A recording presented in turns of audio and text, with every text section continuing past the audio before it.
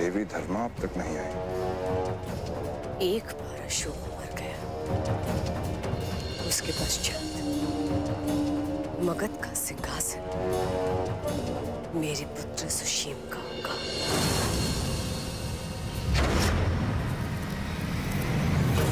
10 वर्षों से हमने प्रतीक्षा की कि कब अशोक लौट कर आए और दोनों भाई आपस में लड़ मरे।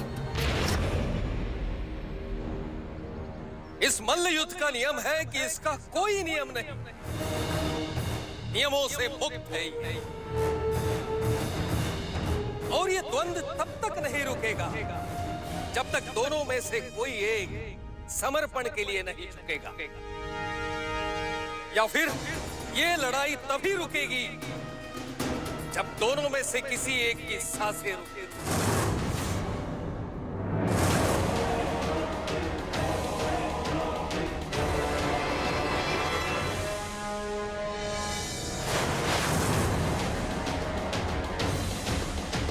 पुरुषों की प्रतियोगिता में स्त्री के वस्त्र कहीं इसलिए तो नहीं कि तुम्हें स्त्री समझकर मैं तुम्हारे प्राण नहीं लूंगा।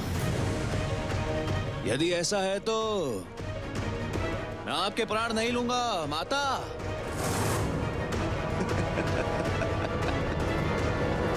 तुमने इस वस्त्र को पहचाना नहीं सुशील। ये मेरी मां का वही वस्त्र है जिस पर तुम्हारे द्वारा किया गया उनका अपमान अब तक अंकित है। अपने इसी पैर से तूने मेरी मां का अपमान किया था ना, इसी पैर को तोड़ूंगा मैं तुम्हें मारने से पहले। प्रसन्नता हुई। तुम्हारी भावुकता अब भी जीवित है तुम में। काश तुम मां होते अशोक, और देखते कैसे ठोकर मारी थी मैंने तुम्हारी मां को। इसी वस्त्र में तुम्हारा शव लिपटेगा सुशील। देखता हूं। देखेगा तो ये सारा संसार जब मैं चंड तुम्हारा अंत करूंगा। प्रतियोगिता आरंभ की जाए।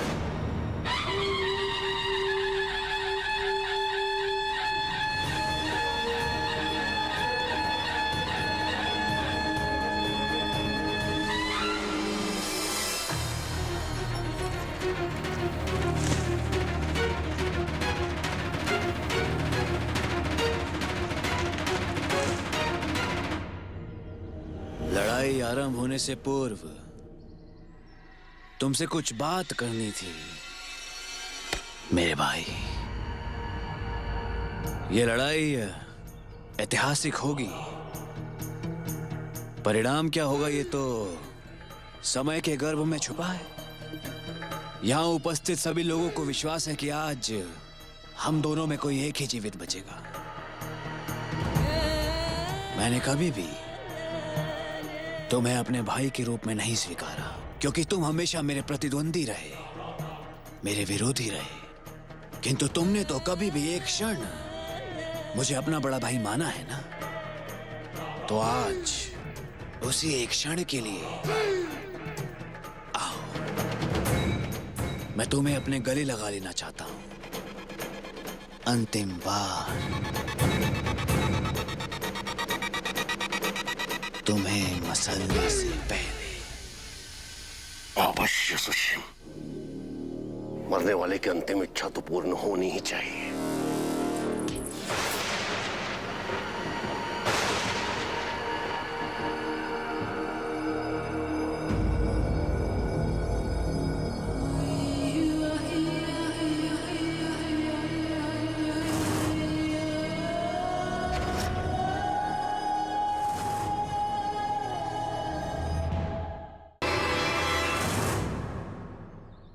सुशीम अपने प्रतिद्वंद्वी को मारने के स्थान पर उसे गले क्यों लगा रहा है?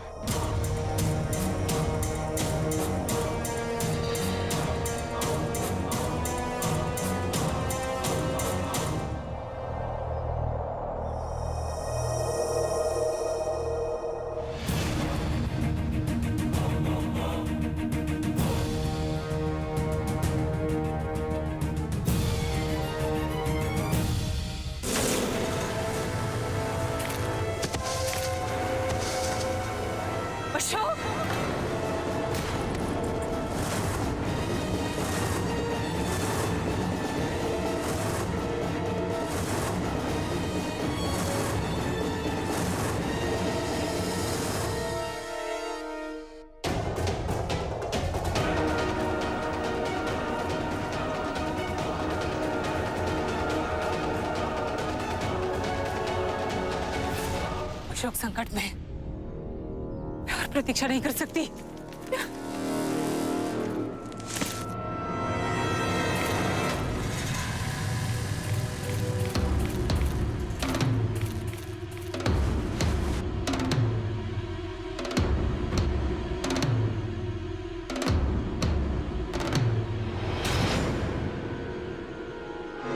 बिना प्रहार के चंड चित, ये कैसे संभव हो सकता है?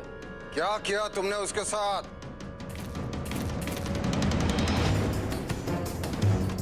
मैंने क्या किया पिताजी? मैंने तो कुछ भी नहीं किया। मैं तो बस इसे अपना स्नेह दे रहा था। प्रतीत होता है कि वो भी इससे सहन नहीं हुआ। आप सब देखिए, मैंने कुछ भी नहीं किया पिताजी। देखिए, चंड ऐसे कैसे मूर्छित हो सकता है? अवश्य ही राजकुमार सुशीम ने कुछ किया होगा चंड के साथ। यदि तुमने छल किया है तो तुम्हारे इस कृत्य पर मैं अत्यंत लज्जित हूं।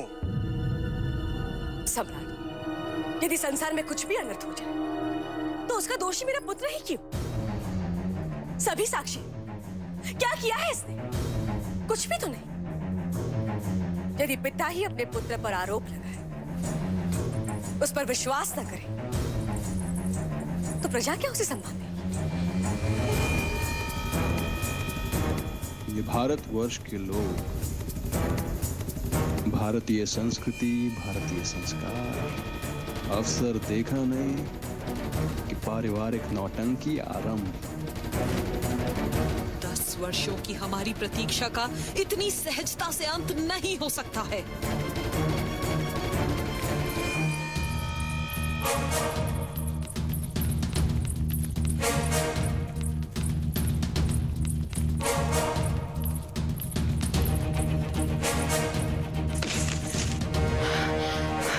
विश्राम नहीं कर सकती, मैं बैठ नहीं सकती। यदि पिताजी को ज्ञात हो गया कि शिविर छोड़ने वाली बेला नहीं मैं थी, तो वो मुझे रोकने का प्रयास अवश्य करेंगे। मैं अशोक और अपने बीच किसी को नहीं आने दे सकती।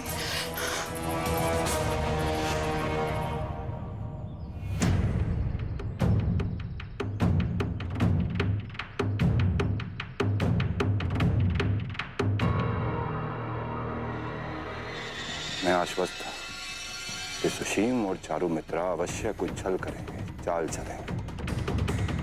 इसीलिए मैं पूर्ण तैयारी के साथ आया था, उनके प्रत्येक षड्यंत्र का तोड़ लेकर।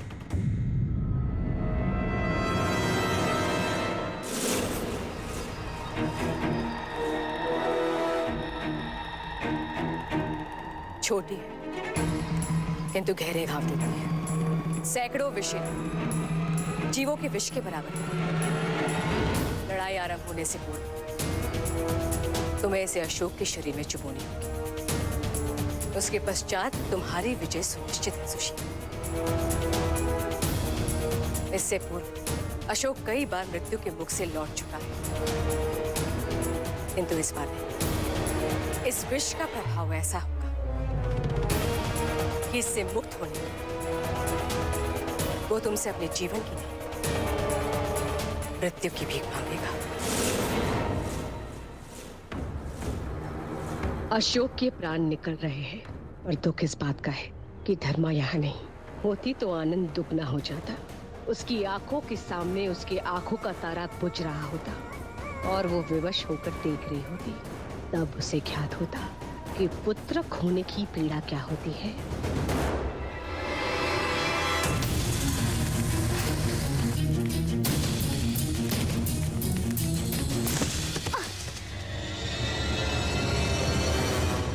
वेट, आपको लगी तो नहीं?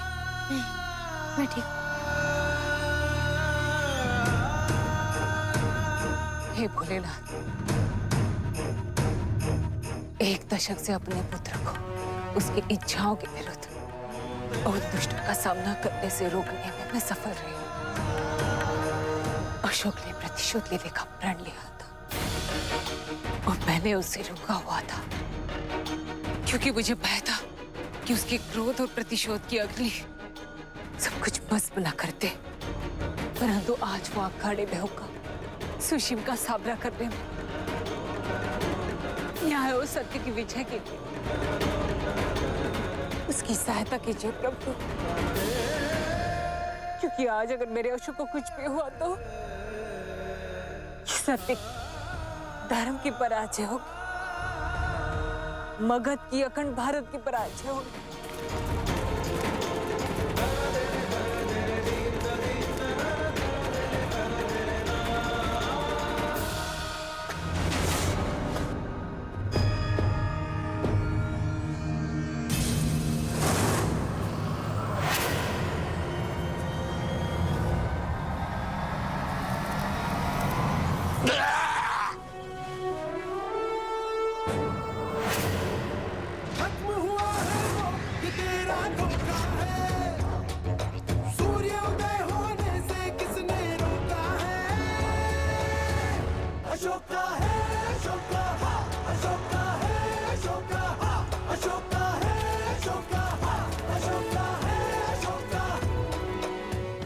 आशंकाओं से विपरीत पुनः उठ गया है ये योद्धा सुनिश्चित करने अपनी जीत। इतनी सरलता से हार नहीं मानेगा चंड। देखे वीरता का आज किसे मिलता है दंड।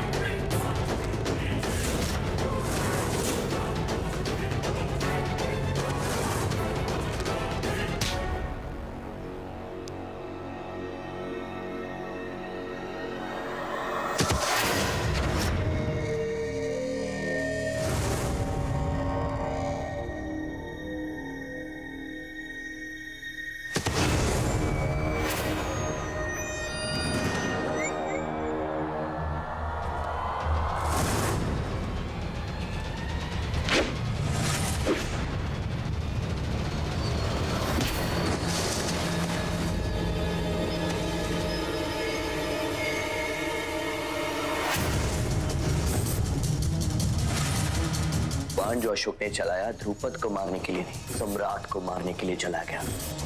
मैंने स्वयं अपने नेत्रों से दिखा इसे तीर चलाते हुए। ये तेल का प्रयोग करके विस्फोट करना योजना तो मेरी ही थी, पर उसे सफल करने में इन्होंने योगदान तो दिया।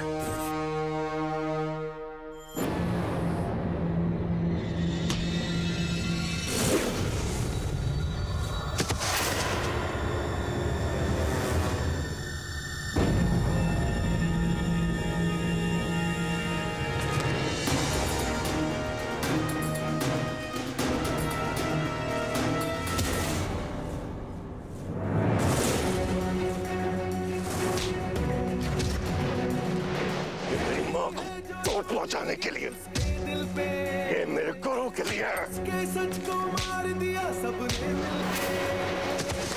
तोड़ा था विश्वास जिन्होंने अपने थे, गिन गिन तोड़े उसके जो भी सपने थे। ये क्या हो रहा है? ये कैसे संभव है? राजकुमार सुशीम इतने दुर्बल, इतने अशक्त क्यों हो गए?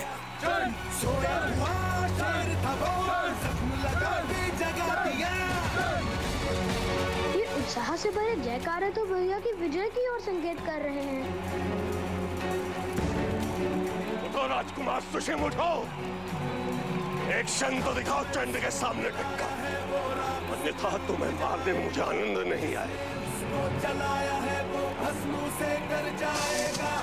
10 वर्षों की प्रतीक्षा इतनी शीघ्रता से समाप्त नहीं हो सकती सुशीम।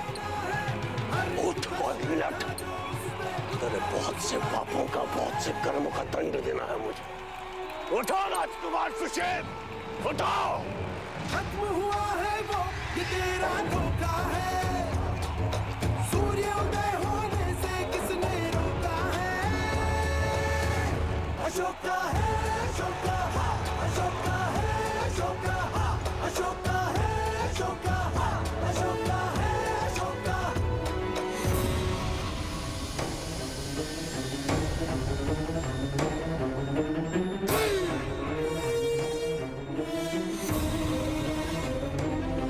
रक्त के प्यासे सिंह दो, एक तो होगा बस।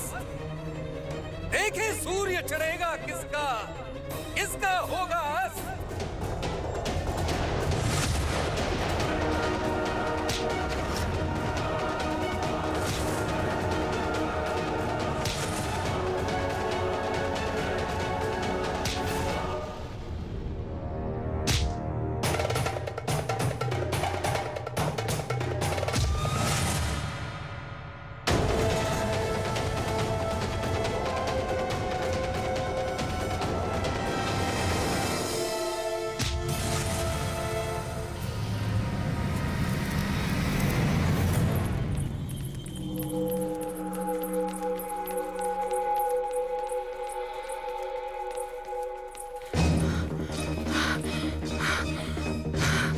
जहाँ से प्रारंभ किया था वहीं आ गई।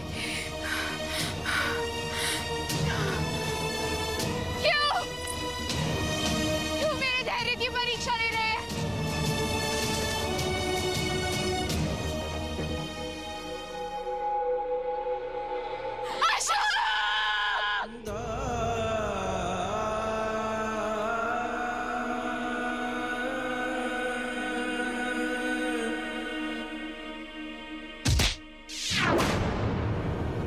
बहुत हुआ सर्प नेवले का खेल। अब मैं तुझे मार के यहीं गाड़ दूंगा। इससे पहले भी तुमने बहुत प्रयास किए सुशीम, और अंतिम बार भी प्रयास कर लो, क्योंकि इसके पश्चात तुम्हें अवसर नहीं मिलेगा।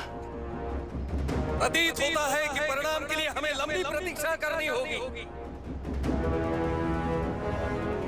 हमारा धैर्य समाप्त हो सकता है, परंतु इनकी शक्ति नहीं। दोनों संकल्प लेकर आए हैं एक दूसरे को समाप्त करने का, और ये रही इन दो सिंहों की गर्जना।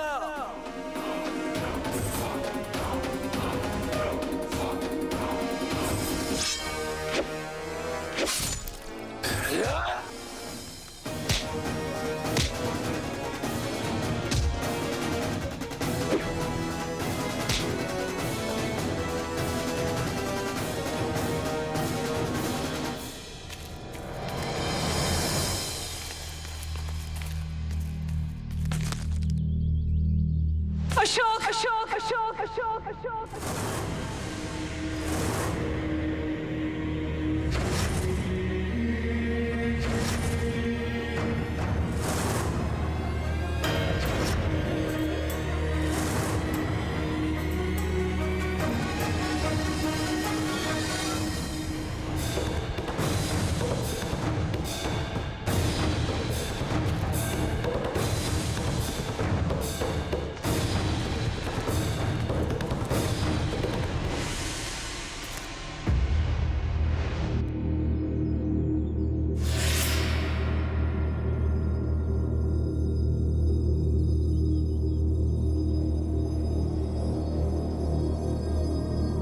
ये तो रानी धर्मा है।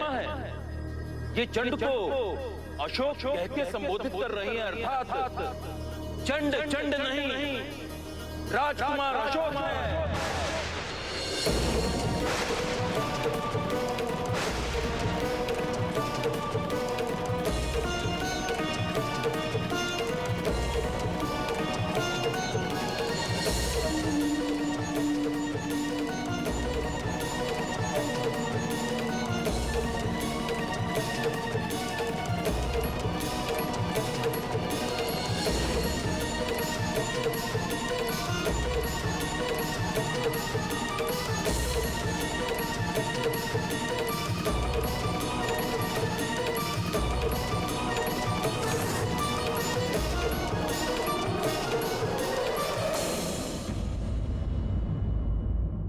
For more updates, log on to colorstv.in.com.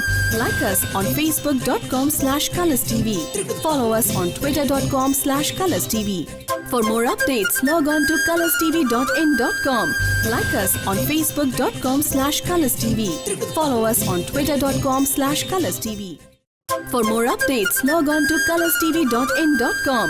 Like us on facebook.com/colorstv. Follow us on twitter.com/colorstv.